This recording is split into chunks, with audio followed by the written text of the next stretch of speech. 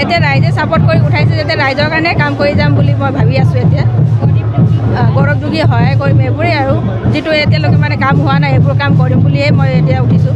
ৰাইজে মোক ছাপোৰ্ট কৰিছে, ফুল ছাপোৰ্ট কৰিছে, সেইটো কাৰণে মই এতিয়া একদম ফুল হেৰি হৈ আছোঁ, কনফিডেণ্টতে আছোঁ। আৰু জনালোঁ আটাইলে আপোনালোকে গম পাইছে ইতিমধ্যে আজি আমি ভাৰতীয় জনতা পাৰ্টি আৰু মিত্ৰজোঁটৰ প্ৰাৰ্থী আমি মনোনয়ন পত্ৰ দাখিল কৰিবৰ কাৰণে আমি আজি আহিছোঁ।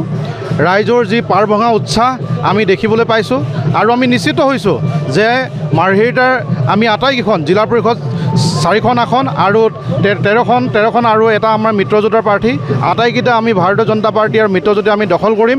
আৰু ইতিমধ্যে আপোনালোকে দেখিছে ৰাইজৰ পাৰ ভঙা উৎসাহ আপোনালোকে দেখিছে, সকলোৱে হিলদোল ভাঙি পেলাই আজি মৰমৰ প্ৰাৰ্থীসকলক তেওঁলোকে মনোনয়ন প্ৰাৰ্থীসকলক মনোনয়ন পত্ৰ দাখিল কৰাৰ সময়ত তেওঁলোকে স্বতঃস্ফূৰ্তভাৱে অংশগ্ৰহণ কৰা আমি দেখিবলৈ পাইছোঁ আৰু আমি নিশ্চিত হৈছোঁ। আৰু ৰাইজৰ যিহেতু আমি মনৰ কথা আমি বুজিব পাইছোঁ আৰু ৰাইজে বিচাৰিছে উন্নয়ন, শান্তি বিচাৰিছে, উন্নয়ন বিচাৰিছে, গতিকে আমি আশা ৰাখিছোঁ আৰু আমি নিশ্চিত যে আমি মাৰ্ঘেৰিটাৰ আটাইকেইখন আমি আসন দখল কৰিবলৈ সক্ষম হ'ম।